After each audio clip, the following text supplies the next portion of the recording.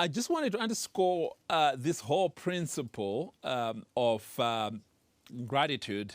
If you go two chapters down the line, you will see another marriage that didn't work because why? He says when Esau was 40 years old, he took wives, Judith, the daughter of Beeri, and then the Hittite, then Basmath, the daughter of Elon the Hittite, and they were a grief of mind to Isaac and Rebekah. So you really realize that when you are getting married, it's not just a one-dimensional, two-individual type of relationship. You got to be thinking about so much more that is at stake. That's why then the next principle is intentionality. What is intentionality all about? Well, I just use that picture to remind myself of one of my friends when he went to propose to his wife-to-be. He took her to the Drakensberg and found this cliff and had a stand on the edge of it and then asked her, "Will you marry me?" And I thought, why did you do that? He says, well, if you had said no.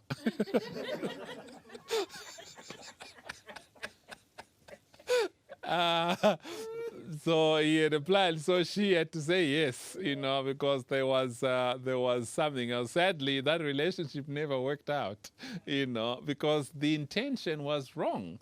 He was pushing her literally over the cliff. So what is this principle about is the fact of being deliberate and purposive about meeting the necessary obligations.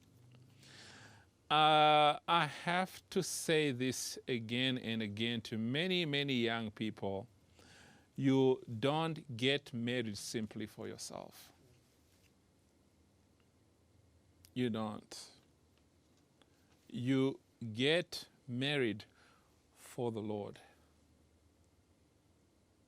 It's a different shift to how we think the relationship should really be all about. It's about that marriage planner. You get married for the Lord, to honor Him. That's why you find, and I've seen in many, many situations when I think about this principle of intentionality, is when the relationship does not start on the right footing. The girl falls pregnant before they get married. You know what happens. The parents, the girl's parents, the guy's parents, you set two families on this collision course by just your actions. So this principle of intentionality means I have to be honorable as a young man, as a young lady, getting into this. That's why when Abraham sends the servants over, he sends them to do what was right. He doesn't send them to kidnap the girl. What if the girl would not come? Just grab her, No. He honored whatever was necessary to be honored there. So you find then he comes to the house, they have this. He actually declines all the entertainment until he's assured about his reason for the visit. He really wants to do what is right and not lose focus on why he was there. Yes, food was set before him. He could have been entertained and he could have forgotten about why he was there, but he was there for a resolute a reason. One of the best stories I've ever heard was one of my friends when he was dating. He went to his future father-in-law's house. Daring young man. And he said to him, "Excuse me, sir, I would like to come and ask your daughter out. And the reason I want to do that is because I see that she is the one God has for me, and I am only intending to get married to her. I will not do anything that you do not approve her until I get married. and I'd rather come here to your house if I want to be with her and see her. And I don't really need to do anything else other than I know that she's my wife. So if you can handle this, I'd love for you to allow me to come visit your daughter at your house.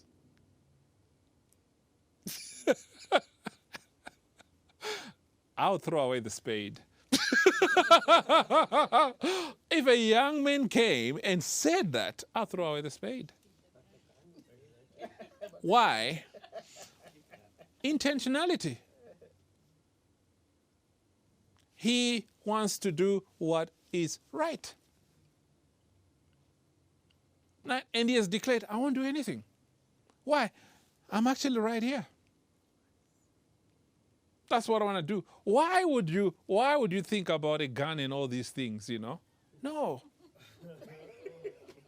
No. And so he even asked that if you will deal kindly and truly, tell me, where do we stand? Because why? I just need your decision. I need your permission to know that my purposes for being here are accomplished. Now, we play hide and seek, don't we? And the one thing that we need to change, even from a parental perspective, is exactly that. You know, when we make it difficult for our young people to get into relationships, we make it difficult for them to get married as well. So this principle of intentionality is two-sided. So those of you with daughters, you have to understand guys will notice them.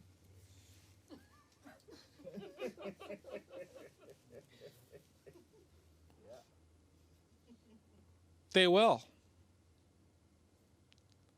So you need to create a facilitation of these relationships to take place, but in a conducive environment. So if you don't want your daughter to hang out with a guy that you don't know at the mall where you're not, where should they hang out? With you. With you. Besides, if they don't intend to do anything, they don't need to go behind closed doors and stuff. Because if their intentions are pure, there's no reason for that. If you are hanging out to just hang out and get to know, I mean, that is what this principle really is saying. It's ensuring that what you want to do is right. What you want to do is right. And so you find then that what is interesting in verse 50, which was one of the key scriptures here, is it says, this thing comes from the Lord. Laban says, no. God is the one who has what? Arranged. Oh, now you get it. Right? This marriage has been arranged by God. Right? So we cannot stand in your way. So if the young man comes and says, this is what God has laid on my heart to do, I cannot stand in his way. So future father-in-laws need to realize that there will be a young man that will come, like that. And for you as a young man, if you're going to date a girl or court a girl or whatever, that principle has to be in place. What are your intentions? And are they honorable? Are they honorable? And so look at what happens. It says, here is Rebekah before you. Take her and go, and let her be your master's son's wife, as the Lord has spoken. Intentionality. So this, in my notes, I say this is when marriage takes place. When it's of God. So let me ask you a question. Who is the true marriage officer?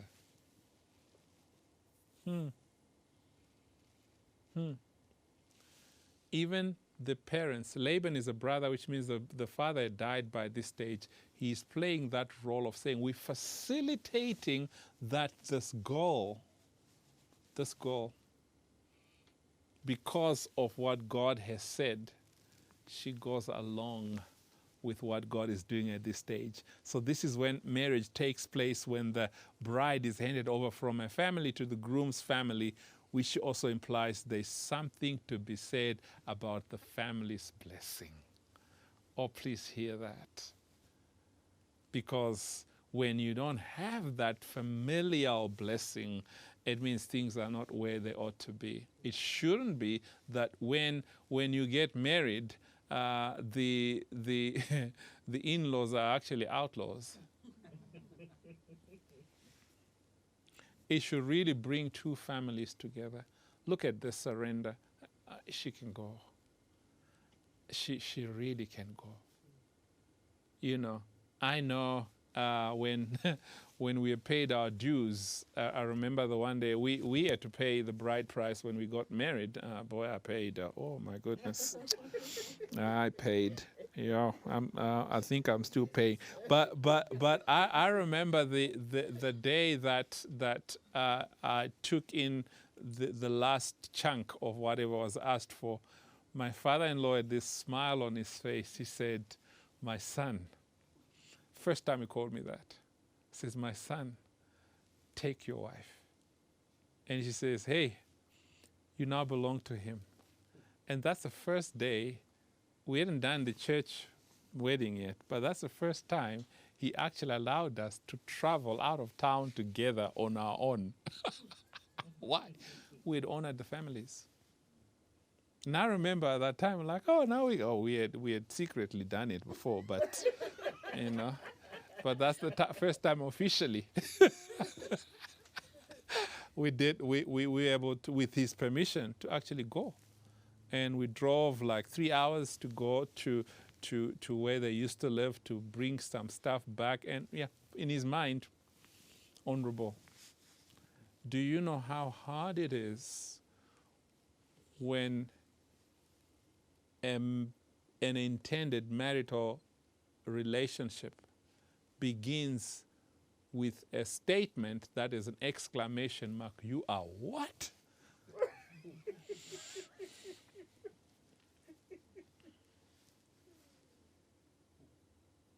That is hard. People will forgive and move on, but there's a scar there, a really, really deep scar. So I say to young people, just, you know, while you're thinking about having a good time, is everybody else going to have a good time? That's a real question you must ask. Is everybody else? Well, we are reminded shortly that we are, you know, temples. So God's presence is with us. Is God also having a good time? Well, we're having a good time. Because this principle of intentionality is really crucial. Think about the multiple relationships that are potentially damaged by your choice. By your choice. I learned this principle quite differently because just before we had our wedding, I wanted a small wedding. You know, African weddings are big, as you know. You know, everybody gets invited.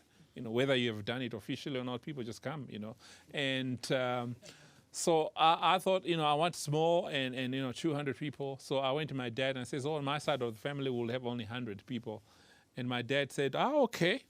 Have you counted how many we are, just on our family?"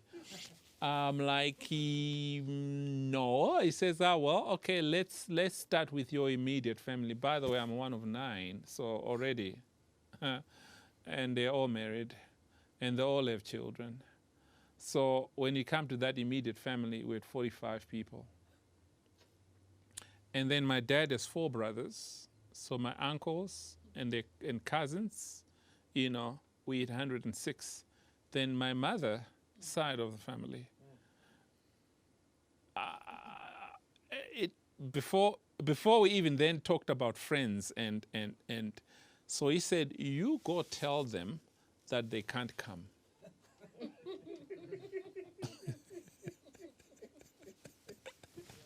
Intentionality. That's how I learned that principle, the importance of honoring people. It's not a number thing or preference, it's really realizing the importance of really honoring people. And then turns out that there are people who had played crucial roles. One time, a story I don't like to tell many times, but I'll tell here because you're not going to tell anybody else.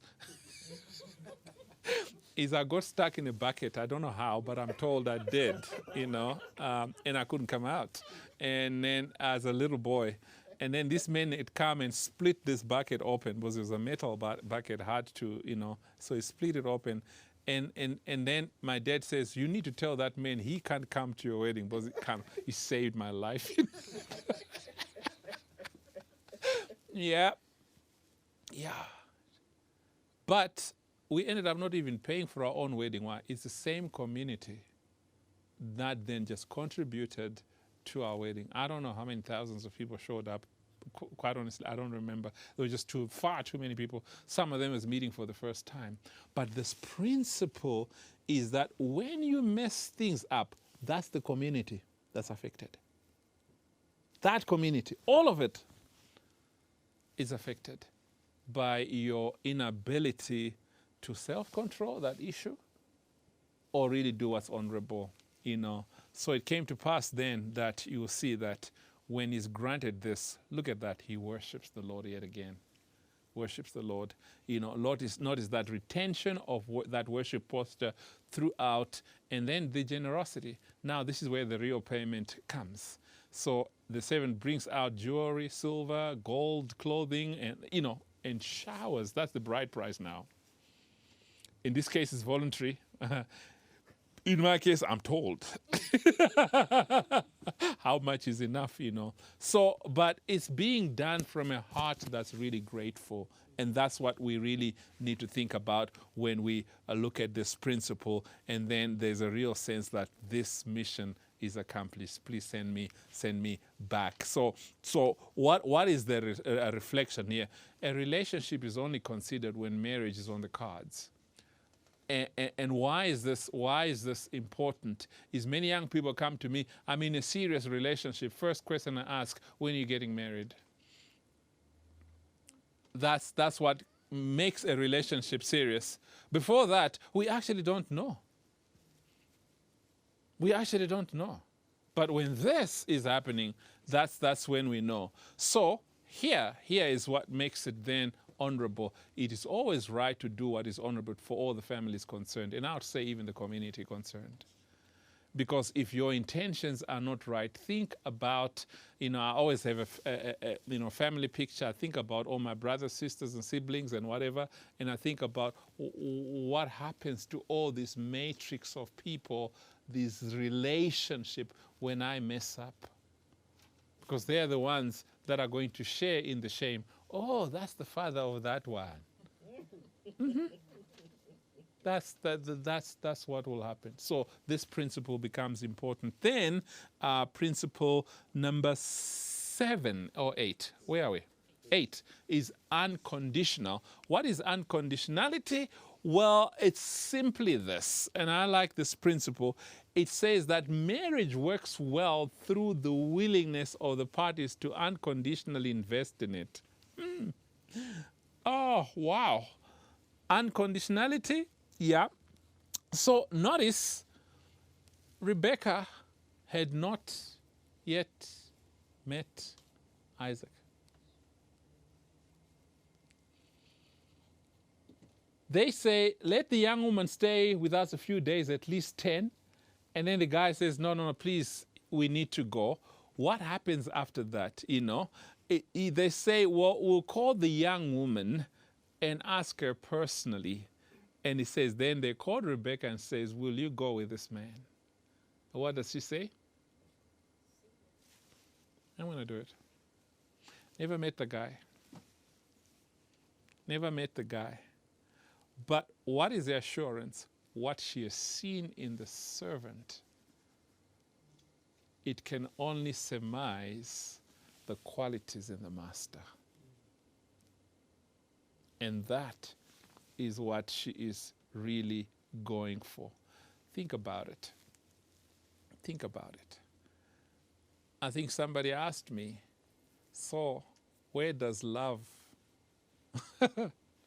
play in all of this? Actually, we don't have the right definition of love, if you ask me. We don't. When you look at the way the Bible describes love, it describes it in unconditional terms. And it also describes it in such terms that make you realize it's not more so about the person involved more than it is about the relationships that God is that I play as far as God is concerned. Rebecca is going to a man she has never met, and she'll fall in love when she meets him.